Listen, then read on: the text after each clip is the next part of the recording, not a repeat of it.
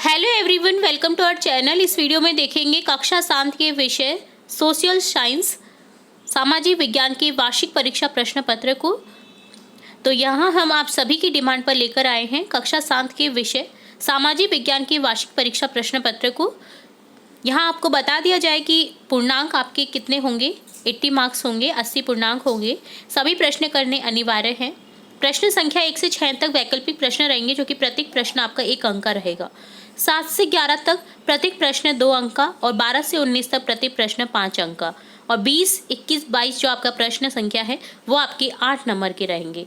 तो पूरे प्रश्न आपको करने अनिवार्य है। पूरा पेपर आप ध्यानपूर्वक देखिएगा ताकि आपके जो आने वाले एग्जाम्स में आप पूरे में से पूरे मार्क्स हासिल कर सके।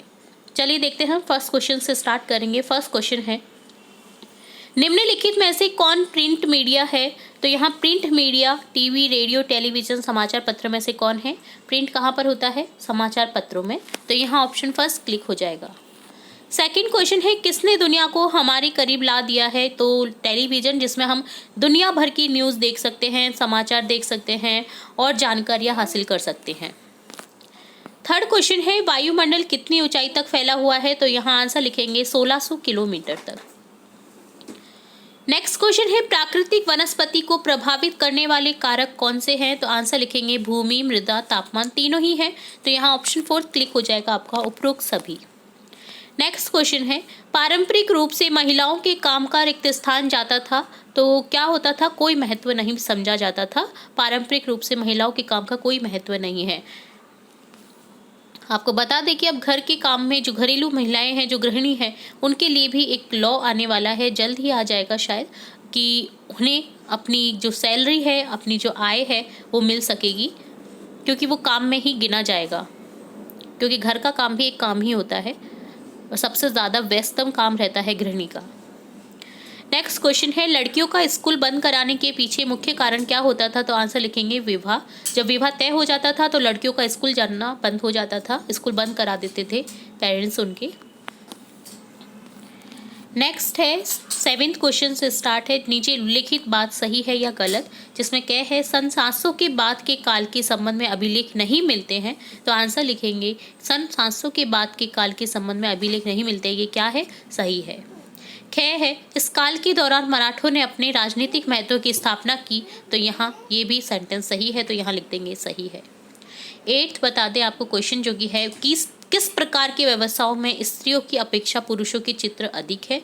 तो लिखेंगे किसान, मिल मजदूर, वैज्ञानिक, पायलट, पुलिस, रेलवे, बस कर्मचारी जैसे व्यवसायों में स्त्रियों की अपेक्षा पुरुषों के चित्र अधिक है। क्योंकि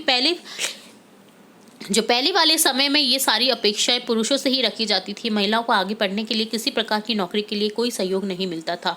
अब आप देखें तो हर फील्ड में आपको महिलाएं मिलेंगी, चाहे वो वैज्ञानिक हो, किसान हो, मिल मजदूर हो, पुलिस हो, रेलवे हो, बस कर्मचारी हो। तो यहाँ अब आपको बता दिया जाए कि स्त्रियाँ भी कई फील्ड में आगे बढ़ चुकी है। इवन कई फील्ड में तो स्त्रियाँ ही आगे हैं। ठीक है, तो इसी तरह से अब टाइम आ चुका है कि महिलाओं को आगे पढ़ना चाहिए और बढ़ना चाहिए आगे, और अपने जो मनपूर्वक जो जॉब आप करना चाहते हैं वो आप करें। ठीक है, अपनी पढ़ाई किसी तरह से रुकने नहीं दें। 9th क्वेश्चन है, पारितंत्र क्या है? तो आंसर लिखेंगे वह तंत्र जिसमें समस्त जीवधारी आपस में एक दूसरे के साथ तथा पर्यावरण के उन भौतिक एवं रासायनिक कारकों के साथ परस्पर क्रिया करते हैं जिसमें वे निवास करते हैं। ये सब ऊर्जा और पदार्थ के स्थानांतरण द्वारा संबंध है। 10th क्वेश्चन है, लोकतंत्र में सार्वभौमिक वयस्क मताधिकार क्यों महत्वपूर्ण है? तो आंसर लिखेंगे सार्वभौमिक वयस्क मताधिकार का अर्थ है देश के सभी नागरिकों को एक निश्चित आयु प्राप्त करने के बाद बिना किसी भेदभाव के मत देने का अधिकार देना। तो आपको बता दें कि 18 ईयर्स जब कंप्लीट हो जाते हैं तो सभी युवा से लेकर के सभी बड़े बूढ़े सबको अधिकार रहता है कि वो मत दे, अपना वोट दे। उन्हें कोई भी रोक नहीं सकता। अगर किसी कारणवश किसी ने रोक भी दिया है तो वो कानूनी अपराध है। ठीक है, इसके प्रति आप शिकायत दर्ज करा सकते हैं। 11th क्वेश्चन है, जल चक्र क्या है? तो आंसर लिखेंगे सूर्य के ताप के कारण जल वाष्पित हो जाता है। ठंडा होने पर जल वाष्प संघनित होकर बादलों का रूप ले लेता है। यहाँ से यह वर्षा, हिम तत्व अथवा सहिम वृष्टि के रूप में धरती या समुद्र पर नीचे गिरता है। यानी कि हिम यानी जो बर्फ़ के ओलावृष्टि जो होती है ना, ओलावृष्टि जो होती है, स्नोफॉल होता है, उसके तहत या फिर जो बारिश होती है उसके तहत धरती या समुद्र पर नीचे गिरता है। जिस प्रक्रम में जल लगातार अपने स्वरूप को बदलता रहता है और महासागरों, वायुमंडलों एवं धस्त है उनके बीच में चक्कर लगाता रहता है, उसको जल चक्र कहते हैं। ठीक है। 12 क्वेश्चन है, तमिल क्षेत्र में किस तरह की सिंचाई व्यवस्था का विकास हुआ? तो आंसर लिखेंगे, कुछ इलाकों में कुएं खोदे गए, कुछ अन्य जगहों में बारिश के पानी का संग्रहण करने के लिए बड़े बड़े सरोवर बनाए गए। डेल्टा क्षेत्रों में खेतों में सिंचाई करने के लिए नहरें खोदी गई। डेल्टा जहाँ पर नदियाँ इकट्ठी होती हैं तो वहाँ डेल्टा बनता है, तो अपना जो मल होता है, अवसाद होता है, वो इकट्ठा करता जाता है नदियों के रूप में, तो वहाँ पर एक भूभाग सा बन जाता है। तो उस क्षेत्र से सिंचाई की नहरें खोदी गई हैं। वहाँ पर श्रम और साधनों को विकसित करते थे। वह भी ये तय करते थे कि पानी का बंटवारा कैसे किया जाए।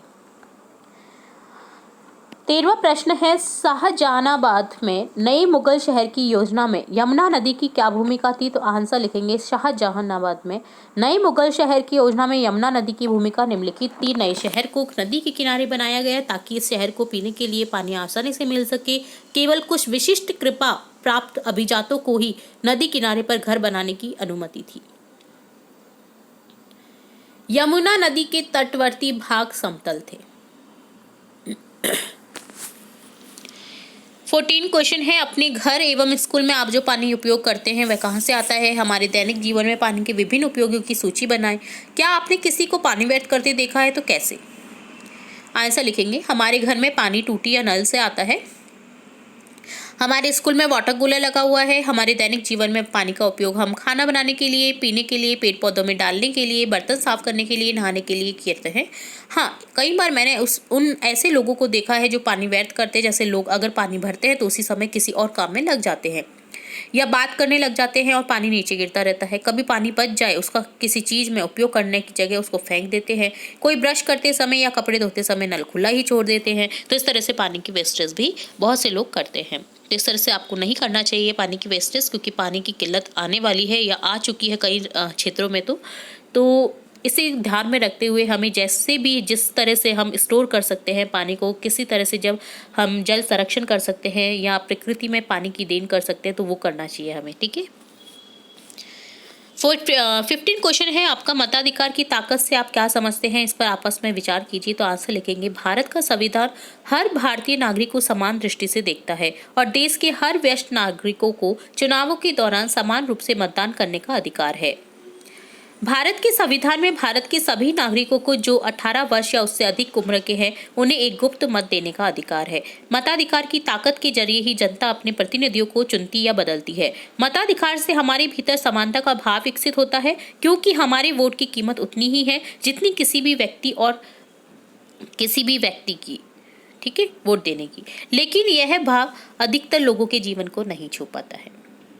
कई लोग हैं तो जो देने ही नहीं जाते हैं मत, बैठे रहते हैं, छुट्टी मनाते रहते हैं, इधर उधर घूम लेंगे पर मत देने नहीं जाएंगे। तो हमें क्या करना चाहिए कि हमें मत देना जरूरी है। ठीक है, आप ये चीज़ का ध्यान रखें। 16 क्वेश्चन है, नेक्स्ट 16 क्वेश्चन है, अवध और बंगाल के नवाबों ने जागीरदारी प्रथा को हटाने की कोशिश क्यों की? तो आंसर लिखेंगे, अवध और बंगाल के नवाबों ने जागीरदारी प्रथा को हटाने की कोशिश निम्नलिखित प्रकार से की। बुरहान उल मुल्क ने अवध क्षेत्र में मुगल प्रभाव को कम करने के लिए मुगल द्वारा नियुक्त अधिकारियों की संख्या में कटौती की, जागीरों के आकार में भी कटौती की। नवाब के दरबार द्वारा नियुक्त अधिकारियों द्वारा सभी जिलों के राजस्व का फिर से निर्धारण किया, क्योंकि अवध का नवाब इन राजस्व को अपने अधीन लाना चाहता था। कृषि भूमियों को अपने राज्यों में मिला लिया। साहूकारों और महाजनों जैसे नए सामाजिक समूह राज्य की राजस्व प्रणाली के प्रबंधन को प्रभावित किया। तो मूल रूप से अपने अधीन लाना चाहते थे राजस्व को, इसलिए उन्होंने जो है जागीरदारी प्रथा उसे हटाने की कोशिश की। 17 क्वेश्चन है, निम्नलिखित स्तंभों को मिलाकर सही जोड़े बनाइए। आपको कुछ स्तंभ दिए गए हैं, आपको जोड़े बनाने हैं इनके। तो देखते हैं आंसर। मरुध्वान, इसका बनेगा जल के साथ गर्द। ख, बेदोहीन सहारा। तेल, लीबिया। गैंगरी, हिमनद। लामायूर, बौद्ध मठ। ठीक है। 18वां प्रश्न है, सबके लिए स्वास्थ्य को सुविधाएं उपलब्ध कराने के लिए सरकार कौन कौन से कदम उठा सकती है, चर्चा कीजिए। तो आंसर लिखेंगे, सबके लिए स्वास्थ्य की सुविधाएं उपलब्ध कराने के लिए सरकार निम्नलिखित कदम उठा सकती है। जैसे सरकार स्वास्थ्य सेवा क्षेत्र के बजट में बढ़ोतरी कर सकती है। सरकार लोगों को स्वास्थ्य सुविधाएं उपलब्ध कराने के लिए वीआईपी व्यक्तियों की सुरक्षा के लिए बजट में कटौती कर सकती है। सरकार बजट का कम से कम 30 से 40% भाग स्थानीय संस्थाओं को उपलब्ध करा सकती है। सरकार आम जनता के लिए स्वच्छ पेयजल, साफ सफाई, पोषण आदि की व्यवस्था कर सकती है। बहुत इंपॉर्टेंट क्वेश्चन है और इस जो हम प्रश्न पत्र लेकर आए हैं इसे तो आप करिए ही, बट साथ साथ में आप क्या करिए कि अपने जो सारे गृह कार्य अगर आपने केयरफुली रीड किए तो बहुत ही अच्छी बात है। अगर फिर भी कोई वीडियो मिस कर दिया है तो आप फटाफट से हमारे चैनल की प्लेलिस्ट में जाकर के सारे जो गृह कार्य हैं आपके वो जरूर से कर लीजिए, क्योंकि आपके जो क्वेश्चन है आपके गृह कार्य से बाहर नहीं आने वाले हैं। ठीक है, इसलिए मैं आपको बार बार कहती हूँ कि गृह कार्य को ध्यानपूर्वक केयरफुली रीड करें और याद करें। ठीक है, सभी एग्जाम्स के लिए आपके लिए बहुत अच्छा रहेगा अगर आपको सभी गृह कार्य याद है तो, और आपको कोई नहीं रोक सकता कि आप 80 में से 80 मार्क्स नहीं लाएं। ठीक है, 19 क्वेश्चन है, क्या आप महिला आंदोलन द्वारा व्यवहार में लाए जाने वाले संघर्ष के 2 तरीकों के बारे में बता सकते हैं। महिलाएं क्या कर सकती हैं और क्या नहीं, इस विषय पर आपको रूढ़ियों के विरुद्ध संघर्ष करना पड़े तो आप पर हुए तरीकों में से कौन से तरीके का उपयोग करेंगे, आप इसी विशेष तरीके का उपयोग क्यों करेंगे। ठीक है, तो आपको आंसर बताना है। महिला आंदोलन द्वारा व्यवहार में लाए गए संघर्ष के कई तरीके हैं, जिसमें से निम्नलिखित है जागरूकता अभियान। यह महिला आंदोलन का सुनियोजित ढंग से अपने लक्ष्य की प्राप्ति के लिए संघर्ष करने का तरीका है। इस तरीके के चलते 1997 में सर्वोच्च न्यायालय ने कार्य के स्थान पर तथा शिक्षण संस्थाओं में महिलाओं की यौन प्रताड़ना से सुरक्षा के लिए आवश्यक दिशा निर्देश जारी किए थे। विरोध प्रदर्शन, यह सरकार की किसी अप्रिय नीति के विरुद्ध लोगों के संघर्ष का तरीका है, जैसे महिलाओं द्वारा पदों के आरक्षण के लिए संघर्ष करना, इसके लिए विरोध प्रदर्शन करना। यदि हमें रूढ़ियों के विरुद्ध संघर्ष करना पड़े तो हम प्रचार अभियान का सहारा लेंगे और लोगों को इस विषय में जागरूक करेंगे कि महिलाएं सभी वे कार्य कर सकती हैं जो पुरुष करते हैं। तो प्रचार अभियान का सहारा लेंगे हम।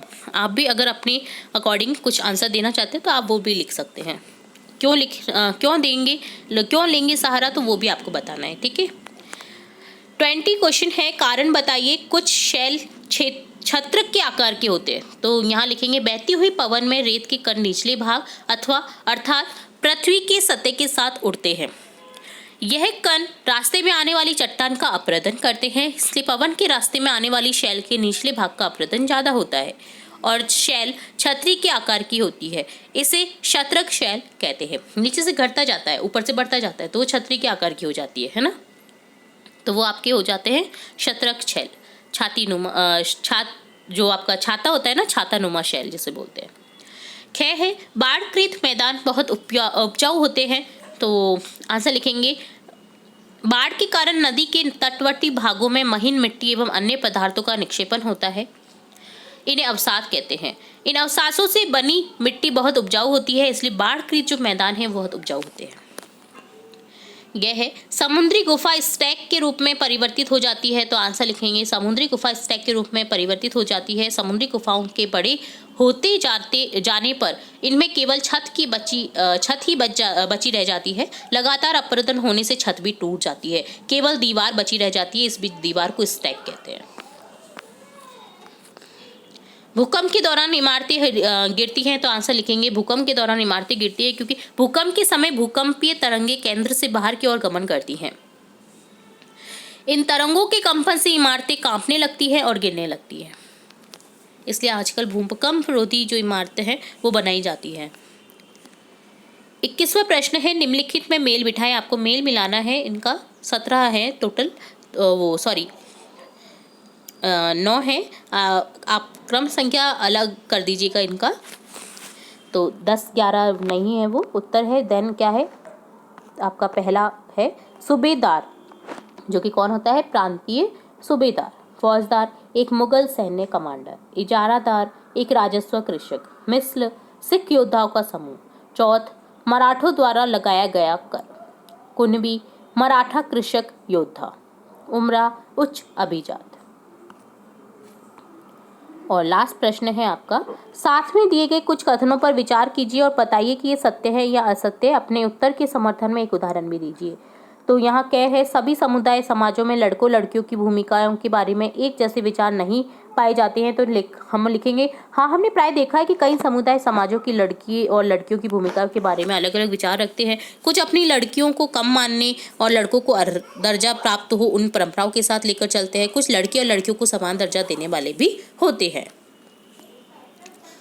खैर है, हमारा समाज बढ़ते हुए लड़कों और लड़कियों में कोई भेद नहीं करता। तो लिखेंगे ऐसा नहीं है, क्योंकि आज भी कई ऐसे लोग हैं जो लड़कियों को बाहर निकलकर काम करने की स्वीकृति नहीं देते हैं, लड़कों को बाहर पढ़ने के लिए भेजकर भेदभाव करते हैं। क्या लिखेंगे, गै है आपका, वे महिलाएं जो घर पर रहती हैं कोई काम नहीं करती है। तो आंसर लिखेंगे, समाज प्राय ये देखता है कि महिलाएं सारा दिन घर पर काम करती है, घर पर कोई काम नहीं करती है, जबकि उनके द्वारा घर पर रहती है और घर पर कोई काम नहीं करती, जबकि उनके द्वारा घर का किया गया सारा जो काम है वो सारे दिन चलता रहता है। पुरुष फिर भी अपना काम 7 से 8 घंटे में करके घर वापस आ जाते हैं, जबकि महिलाएं जो है उनका 24 घंटे काम चलता है। इवन रविवार को भी उनकी छुट्टी नहीं रहती है, जबकि रविवार को जो ऑफिस में जाते हैं उनकी सबकी छुट्टी रहती है, बट महिलाओं की नहीं रही जाती। महिलाओं के काम पुरुषों के काम की तुलना में कम मूल्यवान समझे जाते हैं। तो आंसर लिखेंगे, महिलाओं द्वारा किया गया काम किसी को दिखता नहीं है, क्योंकि इसके उन्हें कोई पैसे नहीं मिलते, जबकि पुरुषों द्वारा किया गया काम पैसों के रूप में दिखाई पड़ता है और अधिक मूल्यवान समझा जाता है। तो इस तरह से कंप्लीट होता है आपका सोशल साइंस का पूरा जो वार्षिक परीक्षा प्रश्न पत्र है हम जो लेकर आए थे। तो टोटल 22 प्रश्न आएंगे आपके। तो ये था कक्षा 7 के विषय सामाजिक विज्ञान का वार्षिक परीक्षा प्रश्न पत्र। उम्मीद है आप लोगों की एग्ज़ाम बहुत अच्छे से हो। हमारा चैनल आपको अगर हमारे चैनल से थोड़ी भी हेल्प मिलती है, क्योंकि हमारा चैनल हमेशा प्रयासरत रहता है कि जो हमारे स्टूडेंट्स हैं जो जुड़े हुए हैं, जो नहीं भी जुड़े हुए हैं, वो किसी भी तरह से अपनी जो कक्षा में परफॉर्म है वो अच्छे से कर सके। इसी को ध्यान में रखते हुए हमने हमारा चैनल भी क्रिएट किया था कि जो बच्चे हैं जिन्हें कुछ जो मैटर्स है वो नहीं मिल पाते थे ऑनलाइन, तो हमने डिसाइड किया कि हम कुछ ऐसा चैनल बनाएं जिसके माध्यम से हम सभी बच्चों को वो मैटर प्रोवाइड करवाएं जो कहीं भी उपलब्ध नहीं होता है। तो अगर हमारे चैनल से थोड़ी भी आपको अगर हेल्प मिलती है तो हमें कमेंट बॉक्स में ज़रूर बताएं, ताकि हमें मोटिवेशन मिल सके और हम आपके लिए और भी नए नए वीडियोज़ जो आपके लिए महत्वपूर्ण वीडियोज़ हैं वो बनाते रहें। तो इसी के साथ हमारा चैनल ये दुआ करता है कि आपकी जो आने वाली एग्ज़ाम है वो बहुत अच्छे से हो और आपको आने वाली एग्ज़ाम्स के लिए बेस्ट ऑफ लक। इसी के साथ हम फिर मिलेंगे नए वीडियो में। तो वीडियो को पूरा देखने के लिए आप सभी को धन्यवाद।